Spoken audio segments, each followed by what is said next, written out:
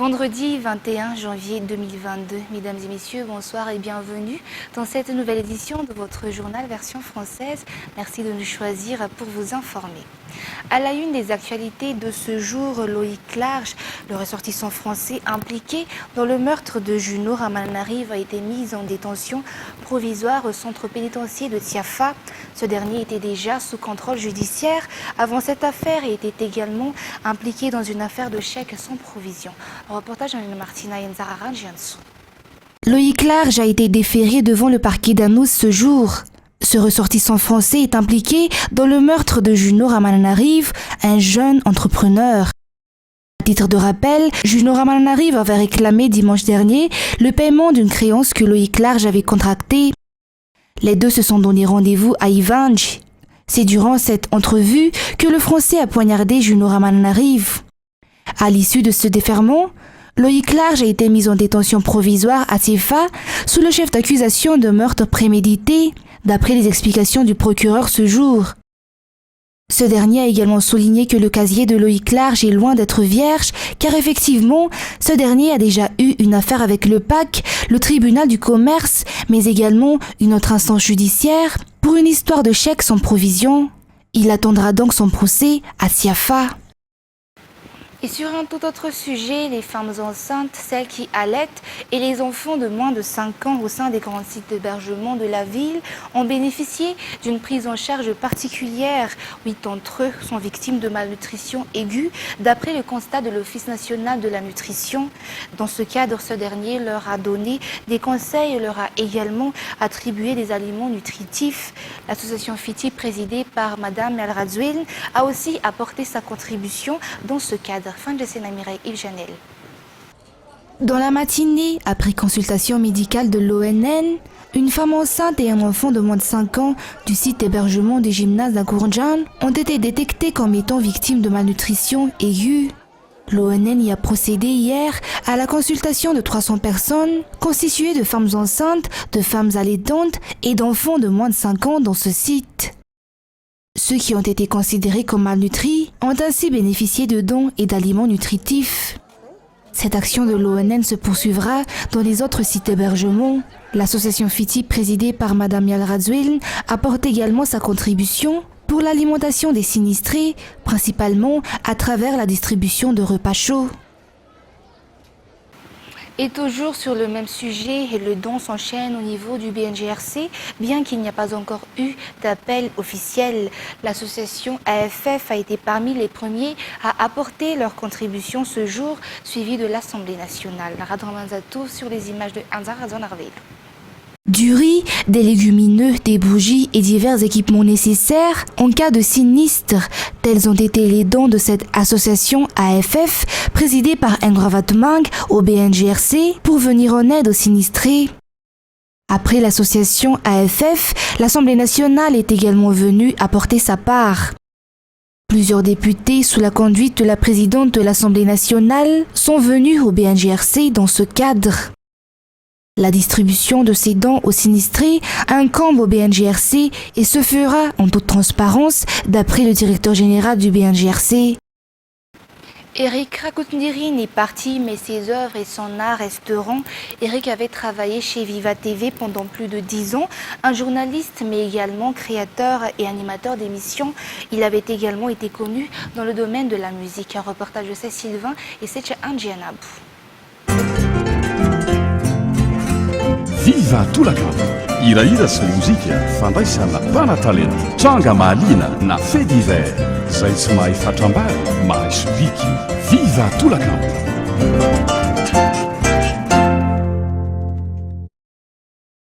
C'était la voix emblématique d'Eric qui a bercé les auditeurs pendant plus de 10 ans. Eric Rakoutnirine, journaliste, créateur de plusieurs émissions radio au sein de la station Viva, si l'on ne cite que Viva Tolax, une émission éducative, musicale, mais surtout de divertissement. On a également pu connaître Eric à travers l'émission hebdomadaire du dimanche matin, Talou Talou. Talou Talou, fandarana zay rafetin'Eric amin'ny atsakany sy ny andavany. Talou Talou. Un homme doté d'un grand sens de l'humour et de grand cœur, voilà comment ses collègues l'ont décrit. Eric Rakutnirin a débuté sa carrière au sein du M3 TV Mahjong, puis a rejoint Viva en 2009. Il avait par la suite animé une émission au sein de la radio ASEM et sur Top Radio, émission qu'il avait encore animée vendredi dernier. Mis à part le monde de la radio, Eric était également connu dans le monde de la musique car il était chanteur, compositeur et musicien.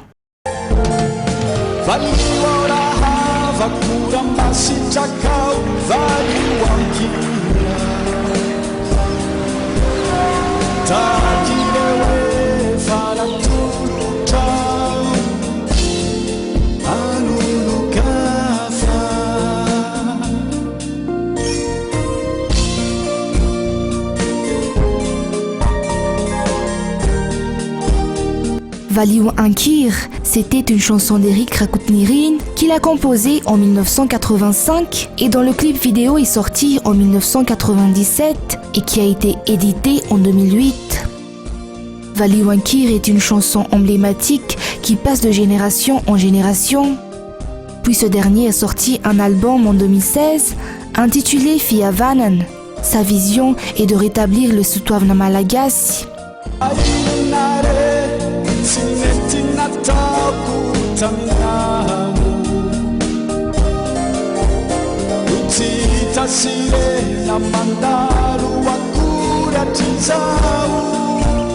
Il est décédé à 60 ans et laisse derrière lui une veuve et 2 enfants. Selon les explications de la famille, Eric était malade depuis des années. Après la veillée mortuaire à Mbulbao, le corps du défunt a été inhumé à Nzanahar au sein du tombeau familial. Eric est parti, mais ses œuvres resteront à jamais. L'équipe de Viva tout entière présente ses sincères condoléances à la famille du défunt. Et sur un tout autre sujet, l'on doit trouver une solution pour réduire le tarif d'accès à Internet à Madagascar. D'après le ministre de la Poste, des Télécommunications et de la Numérisation ce jour. Dans ce cadre, le ministère a déjà échangé avec l'Artec, qui est le service chargé de la télécommunication à Madagascar, ainsi qu'avec les 4 opérateurs, toujours d'après les explications. Amiana Martina et Nzara Radjiansou. Face aux problèmes auxquels fait face les utilisateurs d'Internet, majoritairement les utilisateurs Facebook, suite au changement des offres, le ministère de la Poste, des Télécommunications et de la Numérisation a organisé ce jour une table ronde avec l'Artec, l'autorité de régulation des technologies de communication, et les 4 opérateurs présents dans le pays, notamment Telma, Orange, Blue Line et Airtel. L'objectif a été de discuter des mesures techniques sur l'utilisation d'Internet à Madagascar. Par ailleurs, l'État malagasy a également sensibilisé sur la cybersécurité, toujours d'après les explications. Le renforcement de capacité est au programme afin d'améliorer les tâches administratives. La mise en place de l'administration digitale a également été discutée. Il s'agit du e-governance, une politique pour la réduction des documents administratifs, ainsi le début de la digitalisation au niveau de l'administration.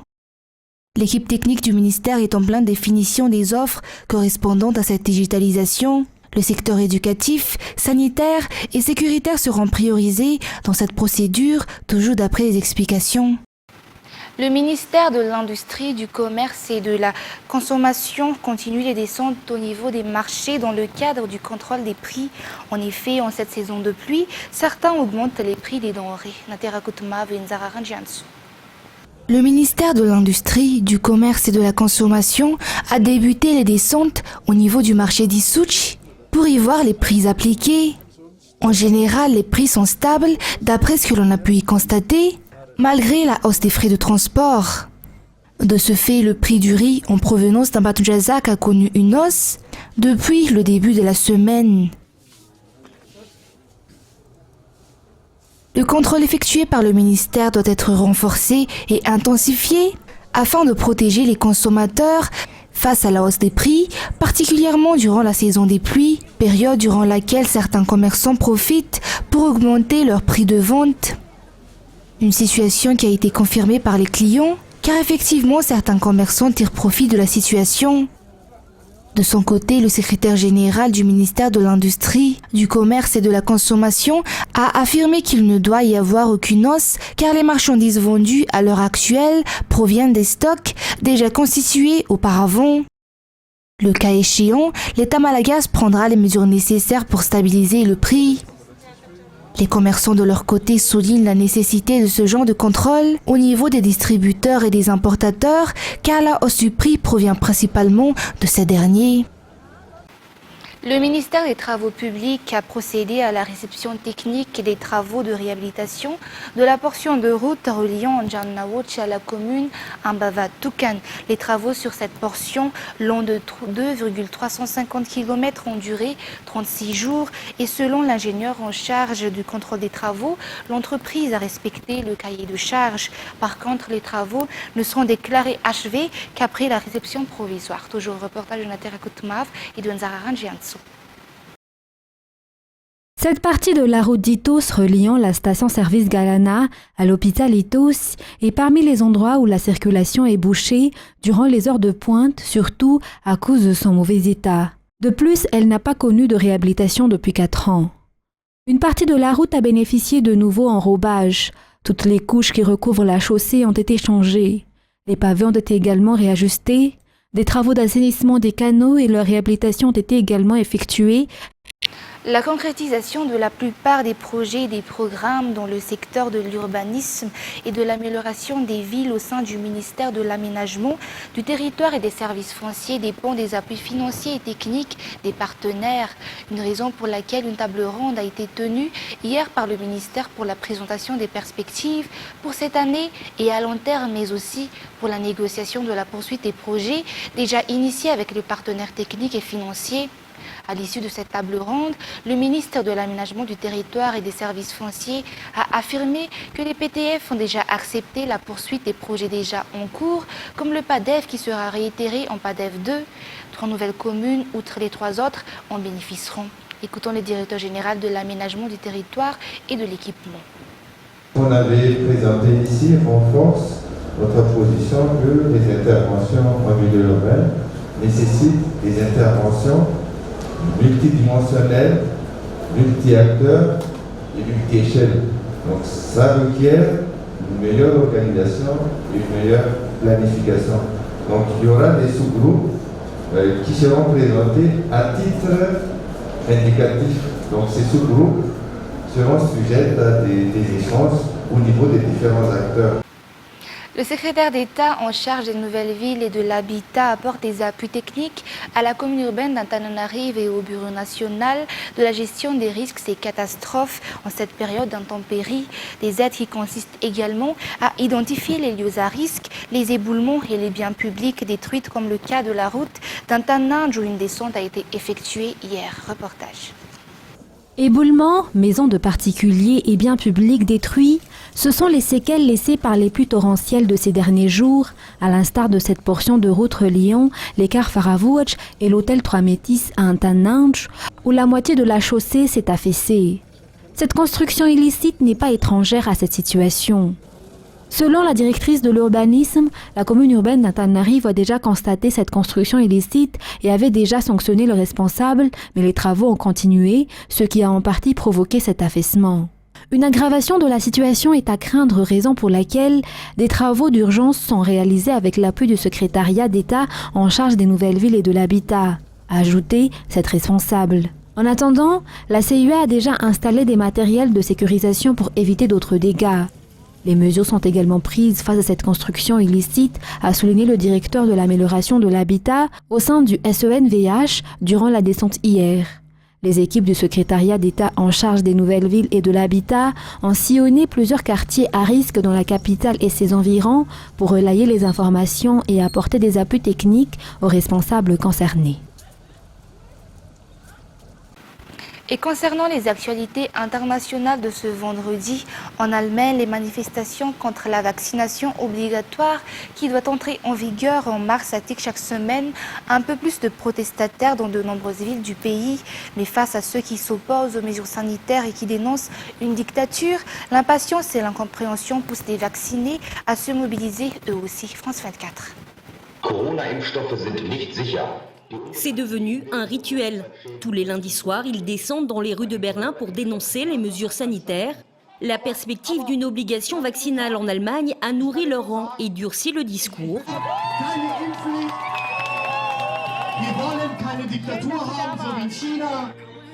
Un cortège hétéroclite pour une seule et même cause. Chaque personne devrait pouvoir choisir si elle veut se faire vacciner ou si ses enfants doivent être vaccinés. C'est dictatorial et diffamatoire. Ça exclut de nombreux citoyens de l'espace public.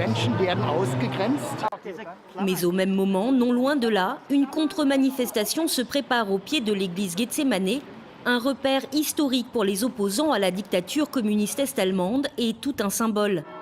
Les habitants du quartier investissent le lieu pour empêcher un autre ralliement des antivax. La confrontation est inévitable. Résolument pro-vaccin, ces manifestants-là ne cachent plus leur incompréhension. Il s'agit d'une minorité de gens qui essaient de se présenter comme victimes d'un régime totalitaire. C'est une insulte. Je suis en colère contre ces gens-là. Ce qui m'énerve, c'est cette manière qu'ils ont de remettre en cause tout discours scientifique. Vaccinés et anti-vax, deux camps se font désormais face en Allemagne, avec la crainte d'une radicalisation, selon cette spécialiste des mouvements protestataires. La mise en place d'une obligation vaccinale jettera de l'huile sur le feu. Je ne veux pas dire par là qu'il s'agit d'une mauvaise mesure, mais de toute évidence, on ne peut pas exclure qu'elle suscite des actions de l'extrême droite. Chaque semaine, les manifestations anti-vax rassemblent des dizaines de milliers de personnes à travers le pays, tendance à la hausse. Le chef de la diplomatie américaine, Anthony Blinken, et son homologue russe, Sergei Lavrov, se rencontrent vendredi à Genève, en Suisse, pour discuter des tensions croissantes à propos de l'Ukraine, malgré les fortes divergences de points de vue et la centaine de milliers de soldats russes massés aux frontières ukrainiennes. Reportage de France 24. Trouver une porte de sortie diplomatique, voilà l'objectif de la rencontre entre Anthony Blinken et Sergei Lavrov à Genève. Les deux délégations doivent désamorcer une situation explosive. La Russie a ainsi massé plusieurs dizaines de milliers de soldats à la frontière avec l'Ukraine. Si Moscou réfute toute volonté d'invasion, elle exige que l'OTAN refuse formellement d'intégrer Kiev dans son alliance, faisant craindre une escalade irréversible. Russia will pay a heavy price. There's also not the only scenario we need to be prepared for. Russia has a long history of using measures other than overt military action to carry out aggression. Un air de guerre froide flotte donc entre les deux puissances, atmosphère renforcée par l'arrivée de troupes russes ces derniers jours en Biélorussie et des opérations navales d'ampleur annoncées par le Kremlin. Les États-Unis et leurs alliés occidentaux ont de leur côté affiché leur unité. Une impasse pour de nombreux observateurs. I fear that tomorrow might be that day where Lavrov comes out and where he says, I don't see any need to continue talking. Then I would imagine that it would be fairly imminent. Pendant ce temps, Washington a annoncé 200 millions de dollars d'aide sécuritaire défensive supplémentaire à l'Ukraine. Les États-Unis autorise aussi les pays baltes à expédier des armes de fabrication américaines à Kiev. Une frappe aérienne visant une prison dans la ville de Saada, fief des rebelles Houthis dans le nord du Yémen, a fait plusieurs morts et blessés, ont affirmé vendredi les insurgés après cette attaque confirmée par la Croix-Rouge. Toujours un reportage de France 24. Les traces des récents bombardements sont encore visibles dans la capitale yéménite, comme ici, au pied de cet immeuble. Les murs de cette chambre ont été en partie détruits. Cet homme ne sait pas où lui et sa famille pourront dormir.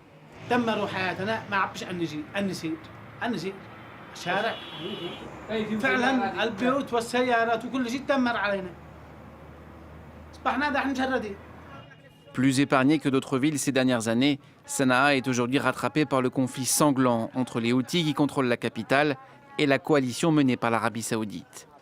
Au moins 20 personnes sont mortes lundi dans une opération de représailles après que les Houthis ont attaqué des bases militaires aux Émirats arabes unis, alliés de Riyad. Certains craignent de nouvelles attaques. يعني ما تدراش متى يحصل الضرب. أصبح مساكن المواطنين الآن أهداف عسكرية وهذا الذي نخشاه أنه تخشى الصباح أنه تبز الأطفال المدرسة أو. Autre conséquence, des échoppes désertées par les clients dans un contexte économique déjà très fragile. والثاني انه يعني الان الاسواق اصبحت زيرو، ما فيش لا عمل لا ما فيش، فانت الان تشوف نفسك يعني معرض للخطر، فانت تفكر الان انك تغادر، بس تغادر لا فين؟ المناطق الريفيه. المناطق الريفيه ما فيهاش يعني لقمه عيش، ما تقدرش تعيش. Depuis 2015, la guerre qui déchire le Yémen, pays le plus pauvre du Moyen-Orient, a causé la mort d'au moins 100 000 personnes. À cela s'ajoutent 4 millions de Yéménites en situation d'urgence humanitaire. C'est également avec cette actualité internationale que nous terminons l'édition d'aujourd'hui. Tout de suite après ce journal, vous avez rendez-vous avec l'émission Data, suivie du premier film de la soirée Avengers Grimm. Quant à moi, je vous donne rendez-vous pour demain pour de nouvelles actualités.